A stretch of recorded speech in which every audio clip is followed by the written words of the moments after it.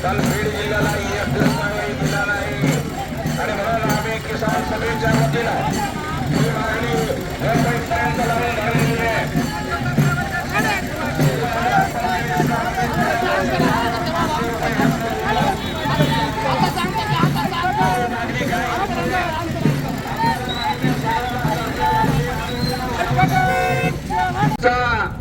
हा जेल भरो केवळ परळी तालुका बीड जिल्हा किंवा महाराष्ट्रापुरता नाही आहे. ज्या जेल भरोमध्ये या सिरसा परिसरातल्या आणि परळी तालुक्याच्या वेगवेगळ्या गावातून आलेल्या माझ्या शेतकरी भावांनो, शेतकरी बहिणींनो, आशा शालेय पेन्शनहार, शेतमजूर, या श्रम करणाऱ्या, कष्ट करणाऱ्या माझ्या सगळ्या माता भगिनी आणि विद्यार्थी भावा बहिणींनो, हा जेल भरो, हा रस्ता रोको कुठल्या तरी एखाद्या माणसाची भावना दुखवली म्हणून नाही, कोण्या तरी पुढाऱ्याचे बगल बच्चे म्हणून हा रस्ता रोको होत नाही आहे. हा रस्ता रोको कोण्या तरी साहेबांना सांगितला भाड्याच्या पैशावरती हा रस्ता रोको नाही आहे. हा रस्ता रोको ज्याच्या पोटामध्ये आग पडली आहे, ज्या उन्हानं, ज्या निसर्गानं, ज्या अल्निनोनं सबंध जगावरती आणि देशावरती उष्णतेची आग टाकलेली आहे. शेत उगवणार आहे का नाही माहित नाही, उगवणार होणार आहे का नाही माहित नाही, अरे आलेले बाजारपेठेमध्ये विकणार आहे का माहित नाही, विकल्यानंतर आम्हाला पैसे मिळणार आहेत का माहित नाही, अरे विकल्यानंतर मिळणारे पैसे सुद्धा कधी मिळणार आहेत हे माहित नाही. शेतकरी या ठिकाणी उपस्थित झालेलो आहे. अशा या प्रतिकूल परिस्थितीमध्ये अपेक्षा आम्ही करतोय, तुम्हाला दुसरं तिसरं काही मागत नाहीये. अरे मताच्या जोगव्यासाठी तुम्ही लाखो जनतेच्या समोर ज्या रामाचे नाव घेऊन तुम्ही अभिवचना दिली, ज्या रामाला आम्ही अत्यंत पवित्र मानतो, त्या रामाचं नाव घेऊन जी वचनं तुम्ही दिली, त्या शेतकऱ्यांच्या कर्जमाफीचा प्रश्न विचारण्यासाठी आम्ही आज रस्ता रोको करतोय. अरे ज्या विधानसभेच्या पटलावरती फडणवीस साहेब महाराष्ट्राच्या कोट्यावधी शेतकऱ्यांना तुम्ही आशेचं किरण दिलं, अरे बीड जिल्ह्यातल्या 1 नव्हे 2 नव्हे बहुसंख्य मंडळामध्ये 4, 5, 6 पेक्षा जास्त वेळा अतिवृष्टी झालेली नोंद सरकारच्या दरबारी आहे. आमच्या हातातोंडाचा घास या अतिवृष्टीच्या पावसानं गेला, जनावरे वाहून गेले, शेती माती वाहून गेली, अन्नमाय खायला देत नव्हती. अशा प्रसंगी तुम्ही जो विश्वास विधानसभेच्या पटलावरती दिला, 32,000 कोटी रुपये आम्ही महाराष्ट्रातल्या शेतकऱ्यांना वाटणार, त्याच्यापैकी 17,500 प्रति हेक्टर आम्ही महाराष्ट्रातल्या शेतकऱ्यांना विम्याच्या पोटी वाचणार, अशा प्रकारची घोषणा विधानसभेच्या पटलावरती तुम्ही केली. ती मागण्यासाठी आम्ही आज या रस्त्यावरती आलेलो आहे. हा भाग आमच्या शेतकऱ्यांना माहिती आहे. आम्ही कुठलीही भीक मागत नाही आहे, आम्ही कुठलीही अशी नवी घोषणा मागत नाही आहे. तुम्ही ज्या ज्या घोषणा केल्या, अरे कर्जमाफीची घोषणा, मग त्या खात्यात तुम्ही सांगितलं 7-12 कोरा कोरा कोरा म्हणून, परंतु जी 7-12 कोराच्या ऐवजी तुम्ही 7-12 वरती जास्त बोजा टाकण्याचं काम या कर्जमाफीतून करतायत हे आमच्या शेतकऱ्यांच्या लक्षात आलेलं आहे. अरे जे शेतकरी नियमित कर्ज भरतात, ज्या शेतकऱ्याला बँकेच्या अधिकाऱ्यांनी फसवून 5-5 वर्षाच्या सह्या आधी घेतलेल्या आहेत, ज्याला पुनर्गठन माहित नाही, 10% वाढीव देतो अशा प्रकारची लालूच दाखवली, पुनर्गठन केलं, आज लाखो शेतकरी आमचे या कर्जमाफीपासून वंचित आहेत. याला जबाबदार कोण? याच्यासाठी किसान सभा मागणी करते आहे की तुम्ही केलेल्या घोषणेप्रमाणे 2 लाखापर्यंतची कर्जमाफी नियमित भरणाऱ्या शेतकऱ्यांना द्या. ज्यांना फसवून तुम्ही पुनर्गठन केलंय त्या शेतकऱ्यांना द्या. एवढाच नाही, ज्या पद्धतीचं ऊन आज ऑगस्ट मध्ये पडलेलं आहे, अरे श्रावणाच्या सरी ज्या येतात, जे पाऊस श्रावणामध्ये आणि ऑगस्ट मध्ये असतो, आज उन्हाळ्यासारखं कडक ऊन पडलेलं आहे. ज्या अल्निनोच्या धर्तीवरती आमचं पीक आज अत्यंत हलाखीच्या परिस्थितीत आहे, त्याच्यासाठी विमा योजनेची जी गरज होती ते सगळे निकष आणि ट्रिगर तुम्ही कमी केले आणि कंपनी धार्जिनं विमा धोरण या देशातल्या आणि महाराष्ट्रातल्या डबल इंजिन सरकारनं आणलं आणि परिणाम म्हणून आज आम्ही 2025 चा जो विमा आहे, 7-7, 8-8 वेळेस सुद्धा अतिवृष्टी होऊन आमचं नुकसान होऊन सुद्धा केवळ सॅटेलाइटनं दिलेल्या उत्पन्नाच्या आधारावर आमचा पीक विमा तुम्ही नाकारताय. शेतकऱ्यांच्या हितापेक्षा कंपनी धार्जिनं हित तुमचा आता अख्ख्या महाराष्ट्राने बघितलेला आहे, हे विचारण्यासाठी आम्ही आज या रस्ता रोको मध्ये आलेलो आहे. आणि म्हणून केवळ शेतकऱ्यांचे ते प्रश्न आहेत.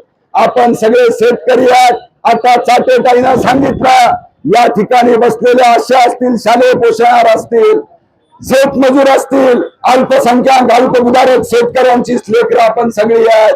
आणि म्हणून त्यांच्या सोबत यांच्या सुद्धा मागण्याच्या अनुषंगाने खाडे सरने सविस्तर सांगितलेलं आहे.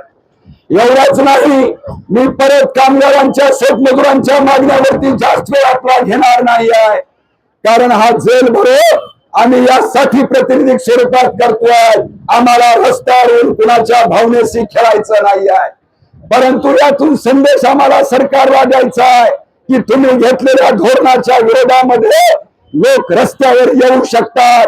ज्या पद्धतीनं दिल्लीच्या ठिकाणी जंतर मंतरवरती आंदोलन विद्यार्थी लोकांनी केलं, ते आज शिरसाळ्याच्या डॉक्टर बाबासाहेब आंबेडकर चौकामध्ये होऊ शकतो. हा इशारा या देशाच्या आणि राज्याच्या सरकारला देण्याचं काम या लढवट्याच्या झेंड्याने केलेलं आहे मित्रांनो.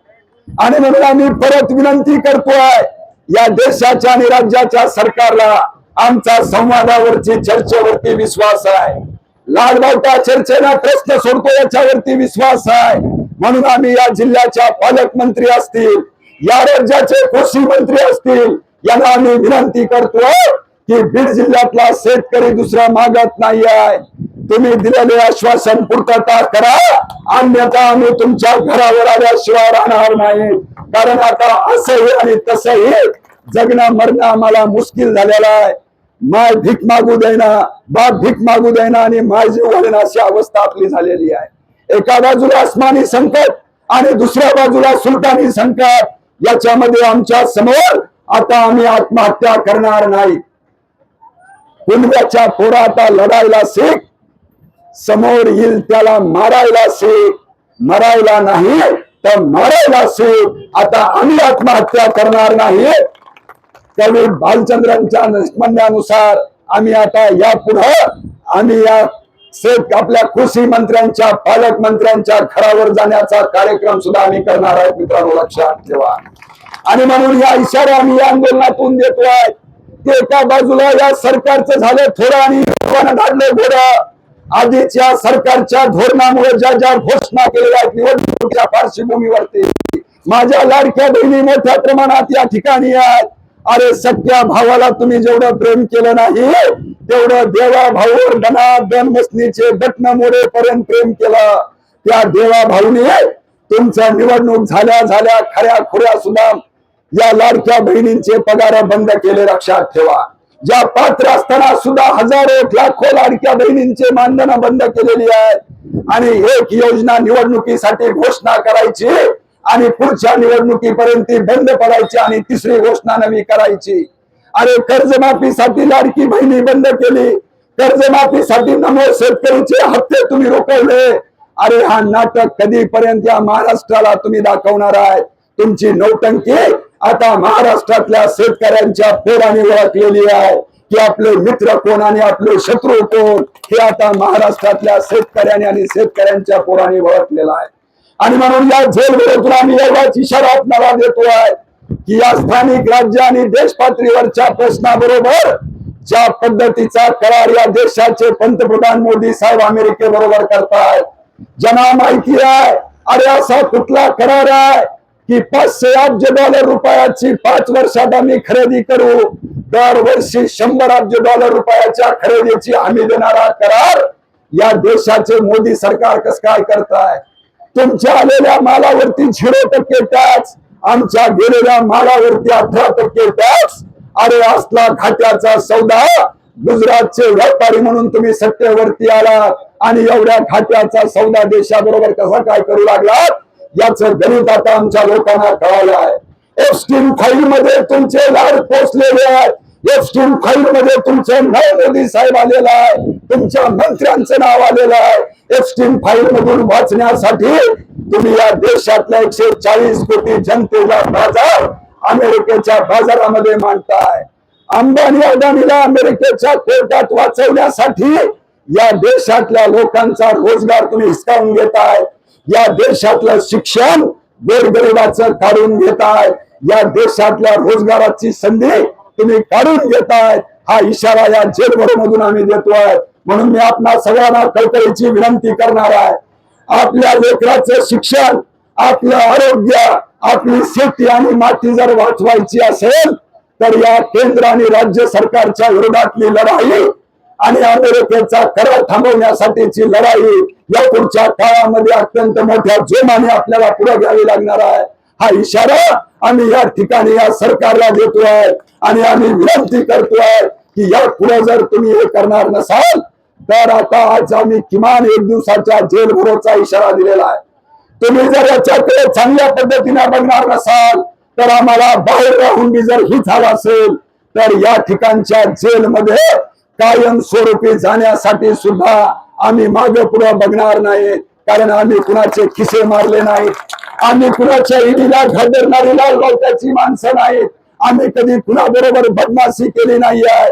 आम्ही प्रामाणिकपणे या सगळ्या प्रश्नावर लढणारी माणसं आहेत. कष्टकऱ्यांच्या सेवा करणाऱ्यांच्या माणसासाठी लढणारी माणसं आहेत. आणि म्हणून ही एकजूट आम्ही सगळ्यांना सोबत घेऊन जातोय हे सांगण्यासाठी आम्ही आलेलो आहे.